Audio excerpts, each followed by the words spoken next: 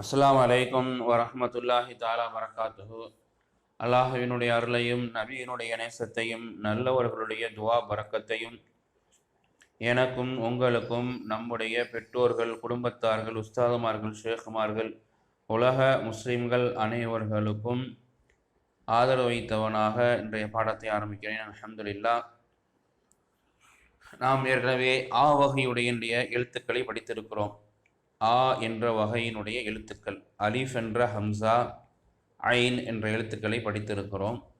அதேபோன்று பா என்று சொல்லப்படக்கூடிய பே என்பதையும், ஃபா என்று சொல்லப்படக்கூடிய ஃபே என்பதையும் பற்றி படித்திருக்கிறோம். அதே வரிசையில் இன்று இன்ஷா அல்லாஹ் நாம் தா உடைய அந்த வகையான எழுத்துக்களை பற்றி படிக்கப் போகிறோம். தா வகை உச்சரிப்பில் என்னென்ன எழுத்துக்கள்லாம் வருது அப்படின்னு நம்ம படிக்க போகிறோம். இந்த தாவுடைய உச்சரிப்புகள் என்னென்ன, அது எப்படி எப்படின்னா நம்ம உச்சரிக்கிறது, எத்தனை எழுத்துக்கள். இதே வகையில் தமிழில் எழுதும் பொழுது இந்த தான்னு தான் எழுத முடியும். ஆனால் உச்சரிப்பு தமிழ்லேயே நீங்கள் பார்த்தீங்க அப்படின்னு சொன்னால் உச்சரிப்பு வித்தியாசமாக வரும். ஆனால் எழுத்தினுடைய வடிவம் இருக்குதே ஒன்று தான். உதாரணமாக நான் சொல்கிறேன், ஒரு வார்த்தையினுடைய ஆரம்ப எழுத்தாக தா வரும் பொழுது எப்படி உச்சரிக்கிறங்கிறத நீங்களே யோசிச்சு பாருங்கள். தாய் அப்படின்னு உச்சரிப்போம், தாவுதல், தாவரம் அப்படின்னு உச்சரிப்போம். ஆனால் அந்த தா ரெண்டாவது எழுத்தாக வருதுன்னு வைங்களேன், அல்லது மூணாவது எழுத்தாக வருதுன்னு வைங்களேன், அதை நம்ம வேறு மாதிரி உச்சரிப்போம். கதவு, கதவுல ரெண்டாவது எழுத்தாக வந்திருக்கு தா. ஆனால் கத்தவுன்னு சொல்ல மாட்டோம், கத்தவுன்னு நம்ம சொல்ல மாட்டோம். தான் சொல்லுவோம், தான்னு சொல்ல மாட்டோம். ரெண்டு உச்சரிப்பு புரியுதுங்களா? ஆரம்ப எழுத்தை வச்சு படித்து பாருங்க. தாவரம், தாவரன்னு சொல்ல மாட்டோம், தாவரம் அப்படின்னு சொல்ல மாட்டோம், தாவரம் சொல்லுவோம். தாய், தாயின்னு சொல்ல மாட்டோம். அப்போ நம்ம தமிழ் மொழியில் பொதுவாக ஆரம்பத்தில் எழுதும் பொழுது ஒரு உச்சரிப்பு வரும், நடுவில் எழுதும்போது உச்சரிப்பு வரும். கதவுன்னு சொல்லும் போது கத்தவுன்னு சொல்ல மாட்டோம்.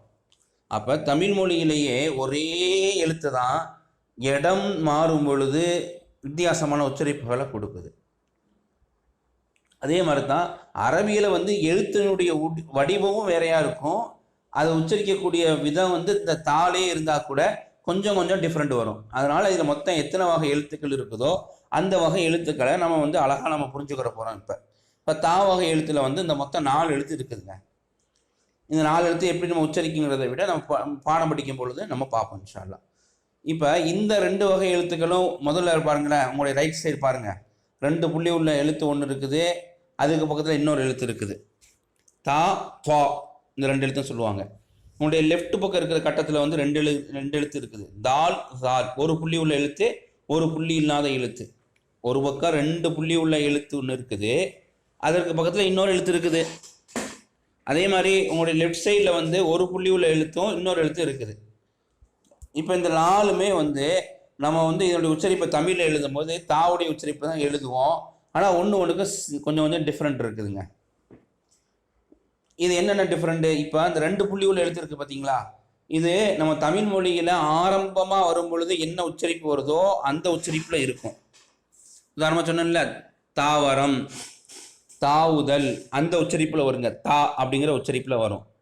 அதுக்கு பக்கத்தில் இருக்கிற எழுத்து தா, அதுலேயே கொஞ்சம் மொத்தமாக இருக்குங்க. அதை விட கொஞ்சம் மொத்தமாக இருக்கும், கொஞ்சம் ஹார்ட்னஸாக இருக்கும். தாவுதல் தமிழ் அப்படி சொல்லுவோம், தாவுதல் அப்படின்னு சொல்ல மாட்டோம். இந்த உச்சரிப்பு பெரும்பாலும் தமிழில் நம்ம அதிகமாக உபயோகப்படுத்துறது கிடையாது. தா ஆரம்பத்தில் வரும்பொழுது ஒரு உச்சரிப்பு, நடுவில் ஒரு உச்சரிப்பு தான் இருக்குது. அப்போ தா அப்படிங்கிறது 2 புள்ளியுடைய உச்சரிப்பு. நம்ம படிப்போம் இன்ஷா அல்லாஹ், ஒவ்வொரு எழுத்தையும் போட்டு படிப்போம். அது பக்கத்தில் இன்னொரு எழுத்து இருக்குது பார்த்தீங்களா, 2 கட்டமாக பிரித்து வச்சுருக்கிறேன். மொத்தம் 4 எழுத்து 2 கட்டமாக பிரித்து வச்சுருக்கேன். ஒரு கட்டத்தில் 2 எழுத்து, இன்னொரு கட்டத்தில் 2 எழுத்து. அப்போ 2 புள்ளி இருக்கிற எழுத்து தா, அதில் பக்கத்தில் இன்னொரு எழுத்து இருக்கிறது பா, கொஞ்சம் மொத்தமாக சொல்லணும். அடுத்த கட்டத்தில் 2 எழுத்து ஒரே மாதிரி இருப்பாருங்க, ஒரே ஒரு புள்ளி தான் வித்தியாசமாக இருக்கும். உங்களுடைய லெஃப்ட் சைடு இருக்கும் பாருங்களேன், அது எப்படி சொல்லணும், நம்ம கதவு, த, ரெண்டாவது எழுத்து வரும்போது சொன்ன பார்த்தீங்களா, அதே மாதிரி தால், தால், தால், தால்.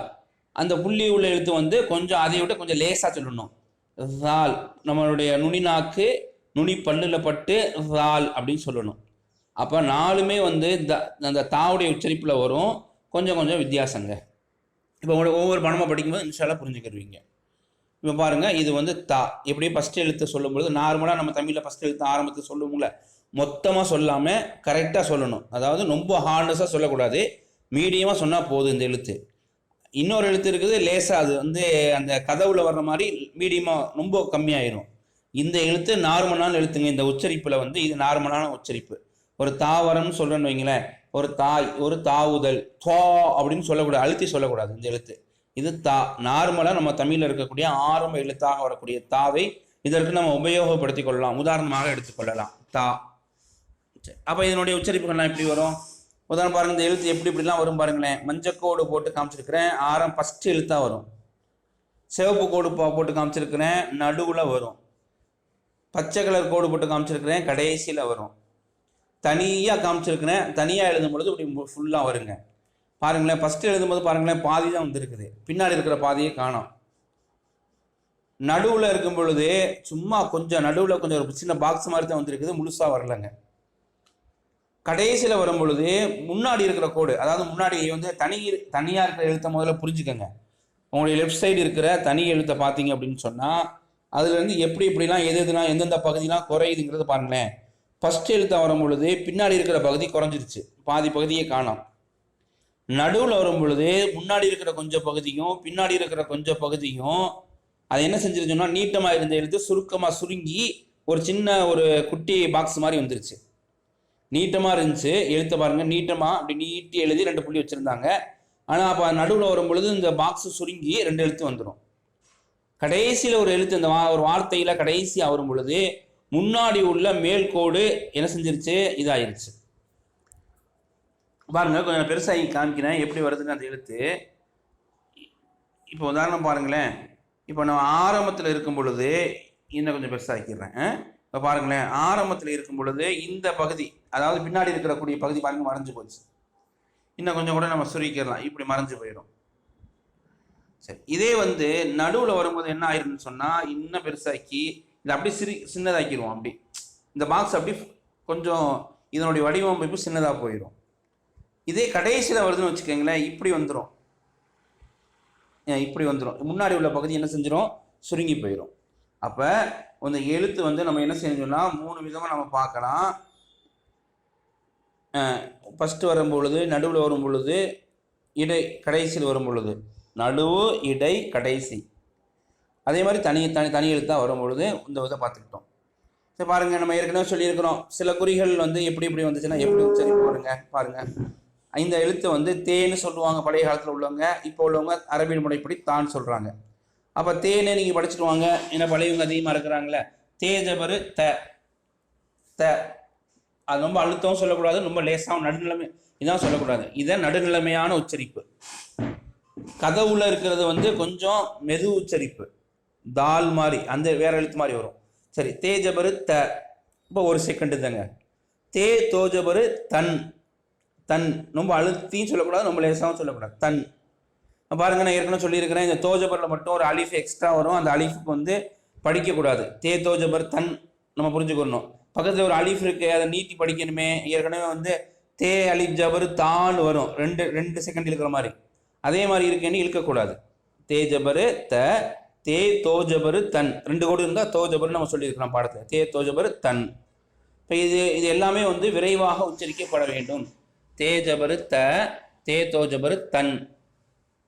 சரி, அடுத்து பாருங்க, தேஜேரு தி, ஒரு செகண்ட் தான். தே தோஜேரு தின், தேஜேரு தி, தே தோஜேரு தின். இது ஒரே செகண்ட் தான் நம்ம உச்சரிக்கணுங்க. தி தின் நார்மலாக நம்ம சொன்னால் போதும். தமிழ் இருக்கிற மாதிரி ஆரம்ப எழுத்தில் வர மாதிரி நார்மலாக சொன்னால் போதும். அதை அழுத்தி சொல்லணுங்கிற அவசியமும் கிடையாது. அழுத்தி சொன்னால் வேறு எழுத்தாக மாறி போயிடும். அது இன்னொரு எழுத்து பக்கத்தில் போட்டிருந்தோம்ல, அந்த எழுத்து அது அடுத்த பாடமாக நிச்சயமாக சொல்லி காமிப்போம். அப்போ தேஜேரு தி, தே தோஜேரு தின் அப்படின்னு நம்ம சொல்லணுங்க. அடுத்து தே பேஷு து, தே தோ பேஷு துன். இதுவும் ஒரு செகண்ட் தான் நம்ம சொல்லணும். ரொம்ப சிம்பிளான அரபி மொழி, சிம்பிள் தான். இந்த மேலே உள்ள கோடுகளை புரிஞ்சு அதற்குள்ள உச்சரிப்புகளை நம்ம சொல்லிட்டோம் சொன்னாவே போதுமானது. தே பேஷு து, தே தோ பேஷு துன். தே அப்படின்னு சொன்னாலும் தான்னு சொன்னாலும் நான் ஏற்கனவே சொல்லிட்டேன், குரான் ஓதும் பொழுது உச்சரிப்பு ஒன்றா தாங்க வருங்க. தனி எழுத்தாக சொல்லும் போது மட்டும்தான் இந்த பிரச்சனை. தேன்னு சொல்கிறதா தான்னு சொல்கிறதா, பழைய காலத்தில் உள்ளவங்க தேன்னு சொன்னாங்களே, இப்போ இருக்கிறவங்க தான்னு சொல்கிறாங்களே அப்படின்னு சொன்னால் தனி எழுத்தாக உச்சரிக்கும் பொழுது மட்டும்தான் இந்த வித்தியாசம் வரும். அதுக்கு மேலே ஏதாவது ஒரு கோடு வந்துருச்சுன்னா 2 பேர் உச்சரிப்பும் ஒரே மாதிரி தான் இருக்கும். பழைய காலத்து முறைப்படியும் இப்போ முறைப்படியும் உச்சரிப்பு ஒன்றா தான் வரும். அந்த கோடுகள் வந்து தான் ஜேர் ஜபர் பேசு இருக்குல்ல, அது வந்துருச்சுன்னா. அப்போ தே பேசு தூ, தே தோ பேசு துன். நான் ஏற்கனவே சொல்லியிருக்கிறேன், இது ரெண்டும் வந்து இந்த புள்ளி உள்ள எழுத்து, புள்ளி இணைக்கிறதுக்கு வரும். இந்த கோடு ரெண்டுமே சுக்கூனும் ஷத்து, இது ரெண்டும் இணைக்கிறதுக்கு மட்டும்தான் வரும். தனியாக எங்கேயும் வராது. முன்னாடி ஒரு ஜபர் இருக்கணும், அல்லது ஜேர் இருக்கணும், அல்லது பேஷ் இருக்கணும். அப்போ அந்த மாதிரி இருந்தால் மட்டும்தான் வரும். அது மாதிரி சுக்கூனு தனியாக மட்டும் வரும். சுக்கூனு ஒரு இடத்துல சுக்கூன் வந்துருச்சுன்னா இன்னொரு கோடு எக்ஸ்ட்ரா வராது. ஆனால் ஷத்து வந்துருச்சுன்னா இன்னொரு கோடு கண்டிப்பாக வரணும். அப்போ தே சுக்கூனு இத், தே ஷத்தும் அதே உச்சரிப்பு தான் இத்து இத். ஆனால் அதில் இன்னும் ஒரு என்ன செஞ்சோம்னா ஒரு கோடு எக்ஸ்ட்ரா கண்டிப்பாக ஷத்தில் வரும். ஜபரோ ஜேரோ பேஷோ, தோ ஜபரோ தோ ஜேரோ தோ பேஷோ எது வேணாலும் வரலாம். அதிகப்படியாக இன்னொரு கோடு வரணும். சுக்கூன் மட்டும் சேராது. சுக்கூனும் ஷத்தும் ஒரு எழுத்தில் கண்டிப்பாக சேராதுங்க, ரெண்டும் வராது. ஆனால் ஷத்து வந்துட்டா ஏதாவது ஜபரு ஜேரு பேஷு அப்படிங்கிற மாதிரி கோடு, வேற கோடுகள் ஏதாவது குறியீடுகள் வரணும். அப்போ தே சுக்குனு இத், தே ஷத்து இத்து. சரி, இப்போ பாருங்க, அந்த ஷத்துக்கு வந்து சும்மா நம்ம ஏற்கனவே எல்லா கோடையும் நம்ம போட்டு காமிச்சோம். இப்போ ஒரு 4 கோடு மட்டும் போட்டு காமிக்கிறோம். இந்த எல்லா கோடோடைய உச்சரிப்பு நம்மளுக்கு தெரியும். அது ஷத்துடைய உச்சரிப்போடு நம்ம சேர்த்துக்கிற வேண்டியதான். இப்போ பாருங்களேன், உங்களுடைய ரைட் சைடு வந்து அப்படியே படிச்சுட்டு போங்க. அரபி முறைப்படி ரைட் சைடு ஃபர்ஸ்ட் எழுத்து பாருங்க, அதுக்கு வந்து தே ஷத்து இருக்குது, அதற்கு பேஷ் இருக்குது. அப்போ அதை எப்படி படிக்கணும்? இத்து, இத்துன்னு படிக்கணும். தேக்கு வந்து ஷத்து இருக்குது, தோ பேஷ் இருக்குது. அப்போ அதை எப்படி படிக்கணும்? இத் துன், இத் துன் அப்படின்னு படிக்கணும்.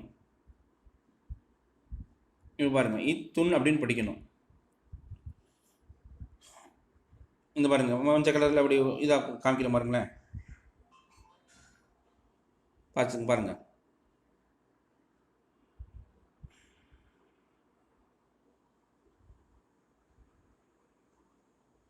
இது பாருங்க, இத்துன் அப்படின்னு படிக்கணுங்க. அதே மாதிரி அடுத்தது பாருங்க, இது எப்படி பாருங்க, இது பாருங்க. இப்போ இது எப்படி படிக்கணும்? இது இத்த ஜவர் வந்திருக்குது, இத்த. இது எப்படி படிக்கணும்? இத்த. தேக்கு ஷத்து வந்தா இத்து, தேஜவர் வந்தா த, இத்த. அடுத்தது எப்படி படிக்கணும் பாருங்க,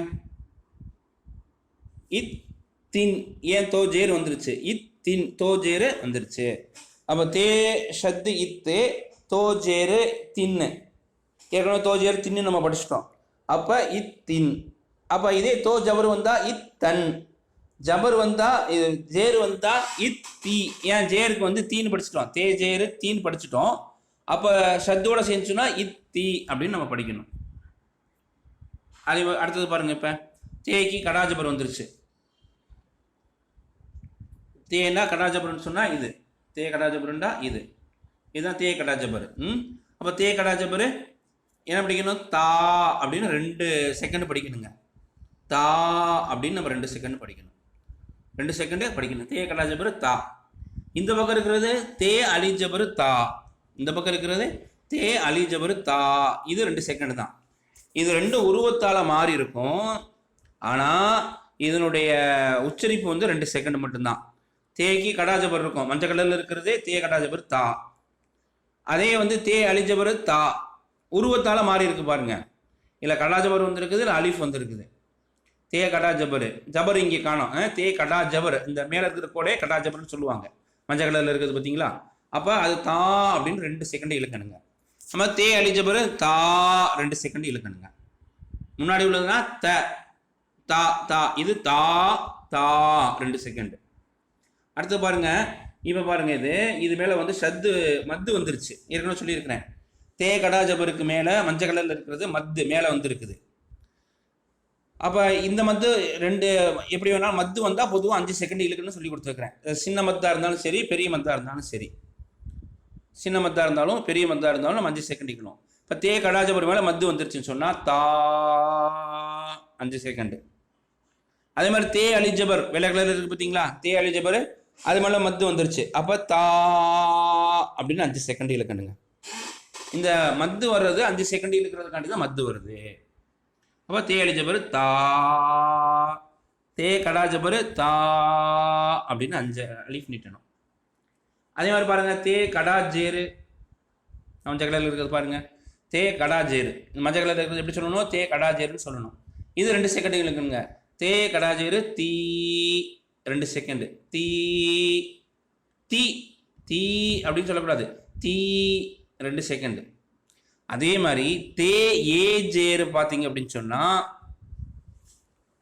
தே ஏ ஜேரு பார்த்தீங்க அப்படின்னு சொன்னா தீ, அது 2 செகண்ட் தான் இருக்கணும். தீ 2 செகண்ட்.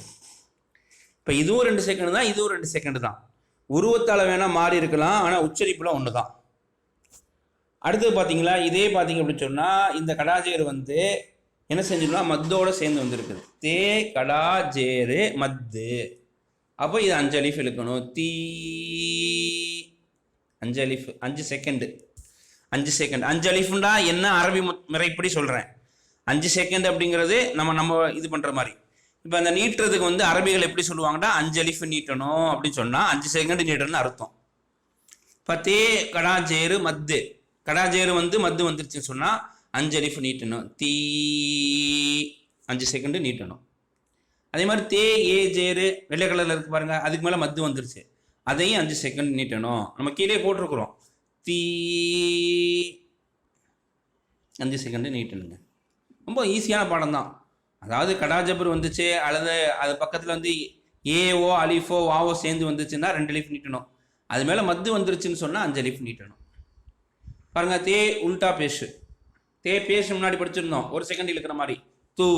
இங்கே தே உல்டா பேஷு வந்துருச்சு. அப்போ தே உல்டா பேஷு வந்ததுனால இதை வந்து எடுத்துனா 2 செகண்ட் நீட்டணும். தே உல்டா பேஷு தூ, தே உல்டா பேஷு தூ 2 செகண்ட் நீட்டணுங்க. அதே மாதிரி தான் வெள்ளை கலரில் பாருங்கள், தே வாவ் பேஷு, தே வாவ் பேஷு. இந்த வாவில் இருக்கிற சுக்குனை நம்ம வந்து சொல்ல மாட்டோம். தே பேஷு வாவ் சுக்குனு தூ அப்படின்னு நம்ம பிரித்து சொல்ல மாட்டோம். அப்போ நம்ம படிக்கும்போது எப்படி பார்ப்போம்னா சுக்குனை விட்டுட்டு தே வாவ் பேஷு தூ 2 செகண்டு. இப்போ இந்த மாதிரி இதில் வந்துச்சுன்னு சொன்னால் 2 செகண்ட் நீட்டணும். தூ தூ. சரி, இது மேலே அப்படியே மத்து வருதுங்க அப்படின்னு சொன்னால் இதே 5 செகண்ட் நீட்டணுங்க. பாருங்க, தே உல்டா பேஷு மத்து தூ 5 அலிஃப் 5 செகண்டு, தூ 5 செகண்டு. அதே மாதிரி தே வாவ் பேஷு மத்து வெள்ளை கலரில் இருக்கு பாருங்க, தே வாவ் பேஷு மத்து தூ அப்படின்னு நம்ம 5 அலிஃப் நீட்டணும். அப்போ இது சாதாரண தாவுடைய உச்சரிப்பில் தமிழ் எழுத்தில், தமிழ் மொழியில் ஆரம்ப எழுத்தாக நம்ம படிக்கும் பொழுது தாய், தாவுதல், தவறு அப்படின்னு நம்ம சொல்கிறோம் பார்த்தீங்களா, அந்த தா 2வது எழுத்தா ஒரு தா தமிழில் வரும். அந்த எழுத்து வேறு மாதிரி இருக்கும் உச்சரிப்பு. கதவு அப்படிங்கிற மாதிரி வேறு மாதிரி இருக்கும். எனவே ஆரம்ப எழுத்தில் வர்றதை ஞாபகம் வச்சுக்கோங்க. இந்த எழுத்துக்கு ஆரம்ப எழுத்தில் வர்ற உச்சரிப்பு தான் தோதுவான உச்சரிப்பு. அதை மட்டும் நீங்கள் ஞாபகம் வச்சுக்கோங்க. சரி, நம்ம ஏற்கனவே சொல்லியிருக்கிறோம், இந்த எழுத்து மேலே சில எழுத்துக்களில் வெறும் மத்து மட்டும் வரும். உதாரணமாக அலிஃப் மேலே வெறும் மத்து மட்டும் வந்துச்சுன்னா அதை எப்படி படிக்கணும்?